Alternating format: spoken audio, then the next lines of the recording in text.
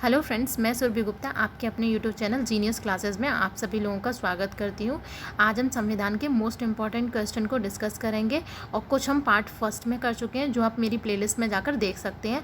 आज हम part second करेंगे जिसमें जो भी इम्पॉर्टेंट क्वेश्चन है उसको डिस्कस करेंगे। ठीक है, तो हमारा पहला क्वेश्चन है, कौन सा शब्द प्रस्तावना का भाग नहीं है? तो कौन सा शब्द प्रस्तावना का भाग नहीं है? ऑप्शन नंबर डी, भारतीय प्रस्तावना का भाग नहीं है। सोशलिस्ट, सोवरेन और डेमोक्रेटिक ये तीनों प्रस्तावना के भाग हैं। इनके बारे में हम जानेंगे। प्रस्तावना हमारा वही कहती है, we the people of India, मतलब हम भारत के लोग। ठीक है, जिसमें तीनों वर्ड जोड़े गए हैं। ये हमारे समाजवादी, संप्रभुत्व, राष्ट्रनिरपेक्ष, बट भारतीय जो नहीं जोड़ा गया है। तो इसमें यही पूछा गया कौन सा भाग नहीं है। तो ऑप्शन नंबर डी हमारा सही है, भारतीय नहीं है। ठीक है, और हमारा नेक्स्ट क्वेश्चन है, बेरूबारी मामला कब हुआ था? तो बेरूबारी मामला कब हुआ था? ऑप्शन नंबर सी सही है, 1960 में हुआ था। ये है क्या बेरूबारी मामला? प्रस्तावना की संशोधनीयता। बेरूबारी केस क्या है? प्रस्तावना में संशोधन नहीं हो सकता। और ये जो आया था केशवानंद भारती बनाम केरल मामले में 1973 में न्यायालय ने प्रस्तावना को संविधान का अंग मानकर संवैधानीय बताया, पर मूल ढांचे में सिद्धांत के तहत प्रस्तावना सहित संविधान के जिन हिस्सों में संविधान का मूल ढांचा पाया जाता है उसमें जो मूल ढांचा है उसमें संशोधन हम नहीं कर सकते, मतलब उसमें कोई चेंजेस नहीं कर सकते। अभी तक सिर्फ एक बार संशोधन हुआ है। कब हुआ है? 1976 में 42वें संशोधन द्वारा समाजवादी, पंथनिरपेक्ष और अखंडता इन्हें प्रस्तावना में जोड़ा गया है। ठीक है, इन तीनों को पूछ लिया जाता है क्वेश्चन में, किन किन तीन शब्दों को जोड़ा गया है। कौन से संशोधन में? 42वें संशोधन में। कब? 1976 में। नेक्स्ट हमारा क्वेश्चन है, प्रस्तावना की भाषा को किस देश से लिया गया है? तो ऑप्शन नंबर डी, ऑस्ट्रेलिया से लिया गया है। ऑस्ट्रेलिया से ये तीन भी लिए गए, freedom of trade and commerce and concurrent list, joint sitting of both the houses of parliament. ठीक है, हमारा नेक्स्ट क्वेश्चन है, भारत की नागरिकता किस तरह से समाप्त की जा सकती है? तो किस तरह से की जा सकती है? उपरोक्त सभी। ठीक है, उपरोक्त सभी। हम इनको जानेंगे कि रिनंशिएशन क्या होता है और टर्मिनेशन क्या होता है, डिप्रीवेशन क्या होता है, इनके बारे में जान लेते हैं। रिनंशिएशन क्या होता है? Any citizen of India can make a declaration renunciation is Indian citizenship। ये क्या होता है? मतलब इसके नाम से क्या क्लियर हो रहा है? हिंदी में इसका, एक सेकेंड, हिंदी में इसका क्या नाम दिया गया? स्वैच्छिक त्याग से। मतलब कोई भी व्यक्ति अपनी इच्छा से जो नागरिकता होता है अपने आप ख़त्म करता है, अपनी इच्छा से त्यागता है। ठीक है, तो उसको हम बोलते हैं रिनंशिएशन। टर्मिनेशन क्या होता है? टर्मिनेशन मतलब कोई व्यक्ति वॉलेंटरली दूसरे देश की जो नागरिकता प्राप्त कर लेता है तो वो ऑटोमेटिकली अपने देश की जो नागरिकता होता है वो समाप्त हो जाती है। ठीक है, जैसे when an Indian citizen voluntarily acquires the citizenship of another country he she automatically चीज टू बी इंडियन। ठीक है, कोई भी अपनी स्वेच्छा से वॉलेंटरली दूसरे देश की जो नागरिकता होता है वो प्राप्त करता है तो वो अपने देश की नागरिकता ऑटोमेटिकली खो देता है। डिप्रीवेशन क्या होता है? तीसरा वर्ड है हमारा डिप्रीवेशन। वो क्या होता है? ये होता है कि ये जो हमारी केंद्र सरकार होती है वो सिटीजनशिप समाप्त कर देती है। क्यों समाप्त कर देती है? क्योंकि अगर कोई भी व्यक्ति जो है अवैध तरीके से उसने जो है नागरिकता ली है अवैध तरीके से, तो केंद्र सरकार को हक है कि उसकी नागरिकता समाप्त करने का। नेक्स्ट है हमारा क्वेश्चन, मुख्य सूचना आयुक्त की नियुक्ति कौन करता है? तो मुख्य सूचना आयुक्त की नियुक्ति कौन करता है? हमारे 5 का ऑप्शन नंबर ए, प्रधानमंत्री की अध्यक्षता में गठित एक समिति के आदेश पर राष्ट्रपति द्वारा। ठीक है,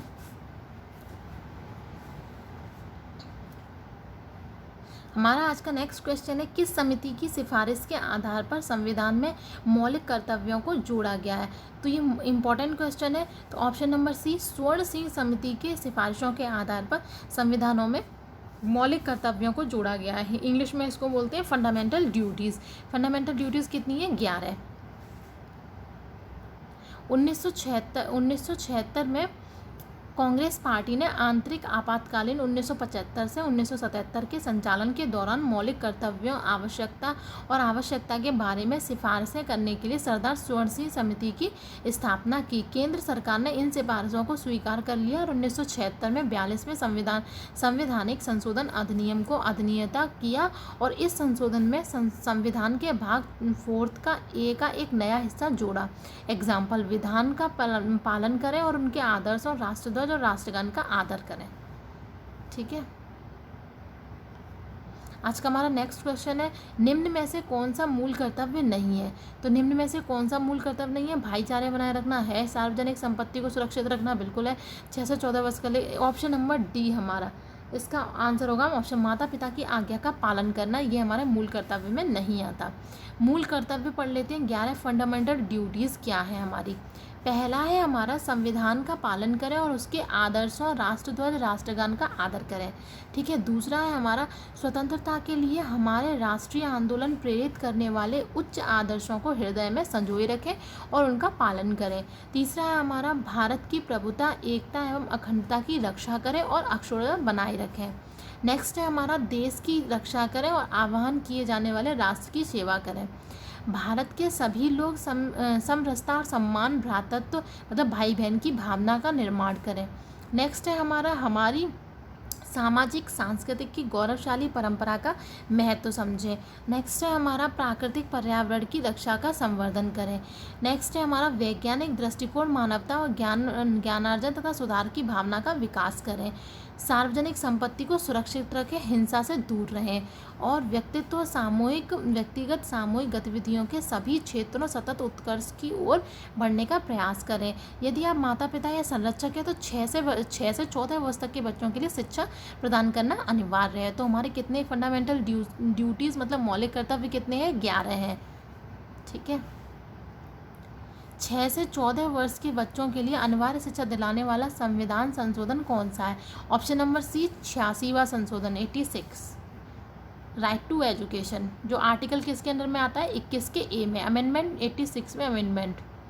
6 से 14 आर्टिकल 21 के ए क्या कहता है कि 6 से 14 वर्ष तक के बच्चों को जो एजुकेशन है वो फ्री में प्रोवाइड करनी चाहिए, कंपलसरी है।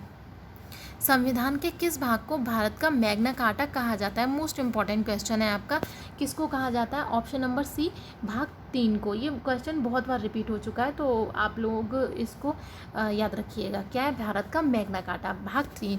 भाग 3 को जान लेते हैं। क्या है? मौलिक अधिकारों, फंडामेंटल राइट्स, अनुच्छेद 12 मतलब ये पार्ट 3 हमारा क्या कहता है कि मौलिक अधिकारों यानी कि अनुच्छेद 12 से 35 का वर्णन है।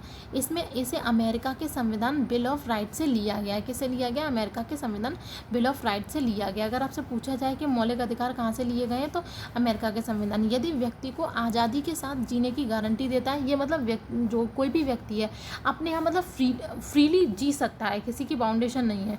इसके बिना कोई भी देश लोकतांत्रिक नहीं बन सकता। आज का हमारा नेक्स्ट क्वेश्चन है, कौन सा कार्य अनुच्छेद 17 के अंतर्गत छुआछूत माना जाता है? अनुच्छेद 17 में क्या बोलते हैं कि पहला है हमारा किसी व्यक्ति को समान बिक्री या सेवाएं देने से रोकना, धार्मिक दार्शनिक आधार पर छुआछूत को सही ठहराना, किसी व्यक्ति को सार्वजनिक स्थल पर प्रवेश से रोकना या उपरोक्त सभी। तो उपरोक्त सभी ऑप्शन इसका सही होगा। 17 के अंतर्गत छुआछूत माना जाता है, ये सारा अनुच्छेद 17 में आता है। चलिए 17 को पढ़ते हैं। मतलब ये छुआछूत जो होता है उसको ख़त्म करना है, एबॉलिश ऑफ अनटचेबिलिटी। किसी विशेष वर्ग या व्यक्तियों की जाति को उस जाति विशेष में पैदा होने के आधार पर उन सामाजिक समूहों के सदस्य होने से आधार पर उनके साथ भेदभाव किया जाता है। भेदभाव समाज से शारीरिक सामाजिक बहिष्कार के रूप में होता है। उदाहरण के लिए तथाकथित उच्च जातियों के सदस्य जैसे ब्राह्मण है, क्षत्रिय आदि भंगी जाति के व्यक्ति के साथ भोजन नहीं करेंगे या नहीं बैठेंगे। ये क्या है? आर्टिकल 17 में। राष्ट्रपति पद किस तरीके से खाली हो सकता है? तो किस तरीके से खाली हो सकता है? ऑप्शन नंबर डी सही है हमारा। बी और सी, त्यागपत्र दे तो भी समाप्त कर सकते हैं या कार्यकाल समाप्त होने पर। ठीक है, राष्ट्रपति का पद खाली हो सकता है। आज का हमारा नेक्स्ट क्वेश्चन है, भारत का महान्यायवादी निम्न में से कौन सा कार्य कर सकता है? ठीक है, तो कौन सा कार्य कर सकता है हमारा? ऑप्शन नंबर बी, भारत सरकार के अलावा किसी अन्य व्यक्ति के लिए भी कोर्ट में केस लड़ सकता है। आज का हमारा नेक्स्ट क्वेश्चन है, निम्न में से कौन सा कथन सत्य है? तो निम्न में से कौन सा कथन सत्य है, पढ़ लेते हैं। महान्यायवादी केंद्रीय कैबिनेट का सदस्य नहीं होता है, ठीक है। संसद के दोनों सदनों की बैठक में भाग ले सकता है, उसे निजी विधिक कार्यवाही करने से रोका जा सकता है। ऑप्शन नंबर डी सही है, यानी कि 1 और 2। कौन सा कथन भारत के महान्यायवादी के बारे में असत्य है? तो कौन सा कथन असत्य है? ऑप्शन नंबर सी, वह अपनी राय को भारत सरकार के ऊपर थोप सकता है, नहीं। नेक्स्ट हमारा क्वेश्चन, निम्न में से कौन सा सुमेलित नहीं है? सुमेलित वाले बहुत आते हैं। अनुच्छेद 167 में क्या मुख्यमंत्री के कर्तव्य सही है? अनुच्छेद आर्टिकल 164 में क्या राज्य के मंत्रियों से संबंधित प्रावधान सही है? अनुच्छेद 166 हमारा ऑप्शन नंबर बी गलत है। 163 मुख्यमंत्री को शपथ ग्रहण करना, नहीं। इसके अंतर्गत आता है अनुच्छेद 163 के अंतर्गत आता है राज्यपाल को सहायता और सलाह देने के लिए मंत्रिपरिषद। नेक्स्ट है हमारा, भारत में पंचायती राज व्यवस्था लाने के पीछे मुख्य उद्देश्य क्या था? तो मुख्य उद्देश्य क्या था हमारा? ऑप्शन नंबर बी सही है, सत्ता का विकेंद्रीकरण कर जनमानस को राजनीति से जोड़ना। विकेंद्रीकरण जैसे हमारा मेन जो लीडर है पीएम हो गए, पीएम ने अपनी शक्तियां बांट दी, कुछ सीएम संभालते हैं, उसके नीचे और छोटे छोटे अधिकारी होते हैं, एक काम को 4 लोग संभाल रहे हैं, लीडर एक ही है, तो वो जो है एक 4 तरीके से सोचना, उसको हम बोलते हैं विकेंद्रीकरण, सिंपल लैंग्वेज में अगर आपको समझाऊं तो। नेक्स्ट है हमारा, किसके द्वारा उच्चतम न्यायालय की पीठ मतलब बेंच देश में कहीं और स्थापित की जा सकती है? तो ऑप्शन नंबर सी हमारा सही है, सुप्रीम कोर्ट के मुख्य न्यायाधीश को, ठीक है। सुप्रीम कोर्ट के मुख्य न्यायाधीश को यह अधिकार प्राप्त है कि वह राष्ट्रपति से पूर्व अनुमति लेकर वह उच्चतम न्यायालय की बेंच देश में कहीं और स्थापित कर दे। हमारा नेक्स्ट क्वेश्चन है आज का, संसदीय सरकार को अन्य किस नाम से जाना जाता है? उत्तरदायी सरकार सही है, सरकार का वेस्टमिनिस्टर रूप, या फिर कैबिनेट सरकार, और उपरोक्त सभी, मतलब ऑप्शन नंबर डी हमारा सही है।